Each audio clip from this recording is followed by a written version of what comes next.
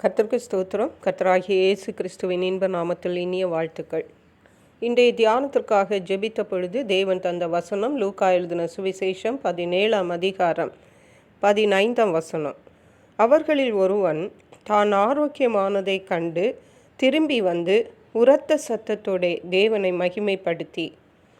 நம்முடைய கர்த்தராகிய இயேசு கிறிஸ்து துதிக்கப்படத்தக்கவர்.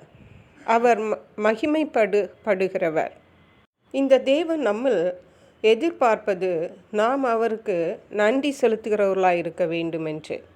அவரை நோக்கி கூப்பிடுகிறோம், தேவன் நமக்கு பதில் தருகிறார், நம்முடைய இக்கட்டுகளிலிருந்து நம்மை விடுவிக்கிறார். அதன் பிறகு நாம் கர்த்தரை மகிமைப்படுத்த வேண்டும், அவருக்கு ஸ்தோத்திரம் செலுத்த வேண்டும் என்பதை தேவன் நம்மில் எதிர்பார்க்கிறார் என்பதை தான் இன்றைக்கு தேவன் நம்மோடு பேச விரும்புகிறது. இயேசு கிறிஸ்து உலகத்தில் மனித ரூபமாக இருந்த நாட்களில் ஒரு நாள் ஒரு கிராமத்துக்குள்ளே பிரவேசித்த பொழுது குஷ்டரோகமுள்ள 10 மனுஷர்கள் அவருக்கு எதிராக வந்து தூரத்தில் நின்று, இயேசு ஐயரே எங்களுக்கு இரங்கும் என்று சத்தமிட்டார்கள். அப்பொழுது இயேசு அவர்களை பார்த்து, நீங்கள் போய் ஆசாரியர்களுக்கு உங்களை காண்பீங்கள் என்றார். இயேசு மருந்து ஏதும் கொடுக்கவில்லை, அவர்களை தொடவில்லை, அவர்களுக்கு ஜெபிக்கவில்லை.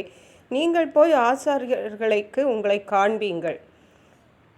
உடனே அவர்கள் கீழ்ப்படிந்து போகையில் வழியிலே சுத்தமானார்கள். இங்கே நாம் பார்க்கும்போது தேவனுடைய சுகங்களை பெற்றுக்கொள்வதற்கு, தெய்வீக சுகங்களை பெற்றுக்கொள்வதற்கு, அல்லது ஏதோ ஒரு காரியத்தை தேவனிடத்திலிருந்து நாம் பெற்றுக்கொள்வதற்கு நமக்கு கீழ்ப்படிதல் அவசியமாயிருக்கிறது. ஹல்லேலூயா. தேவன் சொல்லுவது நமக்கு பிளைண்டாக, குருட்டுத்தனமாக காணப்படலாம். அப்படியே குருட்டுத்தனமாகவே நாம் அதற்கு கீழ்ப்படியும் பொழுது தேவனுடைய விடுதலைகளை நம்ம பெற்றுக்கொள்ள முடியும். அப்புறம் அவர்களில் ஒருவன் தான் ஆரோக்கியமானதை கண்டு திரும்பி வந்து உரத்த சத்தத்தோட தேவனை மகிமைப்படுத்தினான். சுகமானது 10 பேர், திரும்பி வந்து தேவனுக்கு மகிமை செலுத்தினது ஒரே ஒருவன். அவருடைய பாதத்தருகே முகம் குப்பர விழுந்து அவருக்கு ஸ்தோத்திரம் செலுத்தினான். அவர் சமாரியனாயிருந்தான். அவன் யூதன் அல்ல, அவன் சமாரியன், அந்நியன், புறஜாதியான், தேவனை தங்களுக்கு தெய்வமாக கொண்டிராதவர்கள்.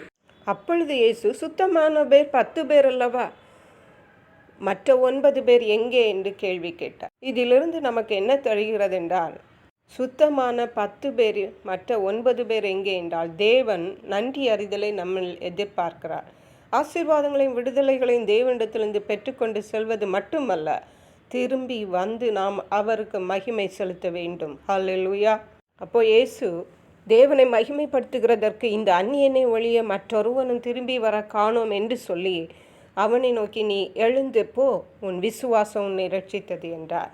அருமையான கர்த்தருடைய பிள்ளைகளே, நாமும் தேவனுக்கு கீழ்ப்படிந்து, தேவன் நம்மில் எதிர்பார்ப்பதை, தேவனுக்கு பிரியமில்லாத காரியங்களை விட்டுவில்லை, தேவன் சொல்லுவதை மட்டும் செய். அவருக்கு பிரியமாயிருக்கும் பொழுது நமக்கு விடுதலைகளும் சுகங்களும் உண்டு.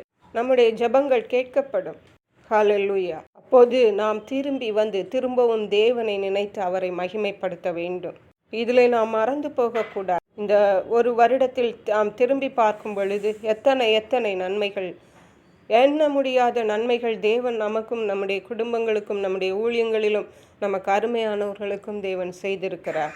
இதற்கு நாம் தேவனுக்கு நன்றியுள்ளவர்களாய் காணப்பட வேண்டும், தேவனுக்கு நன்றி செலுத்த வேண்டும். ஹல்லேலூயா.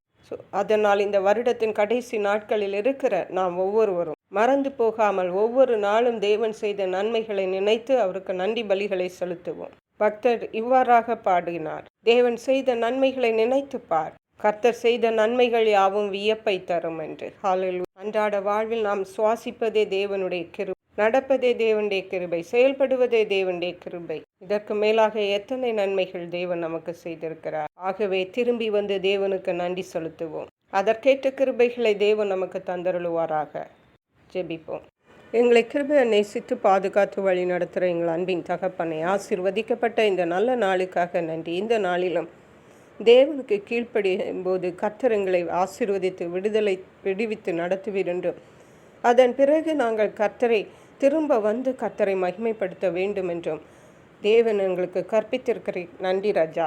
அவ்விதமான கிருபைகளை எங்கள் ஒவ்வொருவருக்கும் தாருங்க. எங்களுடைய வாழ்வில் உம்முடைய நாமம் மகிமைப்படுவதாக. நன்றி பரிசுத்த ஆவியானவரே. துதிகன மகிமை மக்கே செலுத்துகிறோம். மீட்பரும் இரட்சகருமாகிய இயேசு கிறிஸ்துவின் இன்ப நாமத்தில் ஜெபிக்கிறோம் எங்கள் அன்புள்ள பரமபிதாவே. ஆமென். God bless you.